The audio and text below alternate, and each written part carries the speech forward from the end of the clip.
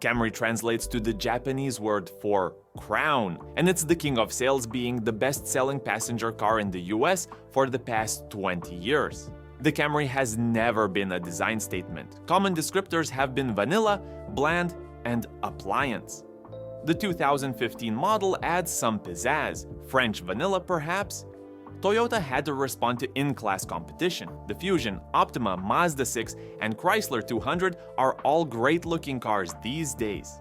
On the other hand, I've talked to current Camry owners and they're perfectly happy with the old, not-so-bold design. Toyota can't afford to alienate them, so it walks a tightrope. The Camry's design eliminates the slab sides. The boldest element is clearly inspired by the Lexus spindle grille, though Toyota says the family resemblance is coincidental. Delicate lines on the hood impress, but the faux window insert is the equivalent of a pocket protector. The powertrains are carried over. There's a 178 horsepower 4-cylinder, a hybrid, and what I'm driving, a 3.5-liter V6 that makes 268 horsepower.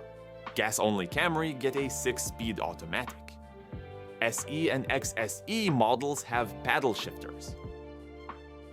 The V6 goes from 0 to 60 miles per hour in about 6 seconds flat. This Camry's platform is pretty much carried over from the previous generation, which was itself carried over from the one before that. The 2015 Camry has 22 spot welds that add 1% more torsional rigidity to the chassis. The XSE is the sportiest Camry. Ride quality is firm and bumps are felt. There isn't much road noise. Body movements are nicely controlled. The steering is on the light side. I'd prefer a little more heft. If you want the handling of a BMW or a GTI, buy a BMW or a GTI. Driving enthusiasts will find rivals like the Mazda 6, Fusion, and Accord more engaging to drive. With more sound insulation, the Camry is moderately quiet. Keep in mind that XSE and XLE models add a laminated noise-reducing windshield. When ordered with the V6, fuel economy remains the same as the outgoing model. The dashboard is carried over from the last Camry, but the center stack is redesigned. Controls are nicely laid out and easy to read. It's straightforward, which is not a bad thing since it includes the Entune user interface. Take a phone call and radio broadcasts buffer in memory. Then resume when you hang up. The XSE's micro-suede material feels good and provides grip when cornering hard. Decent bolstering helps too.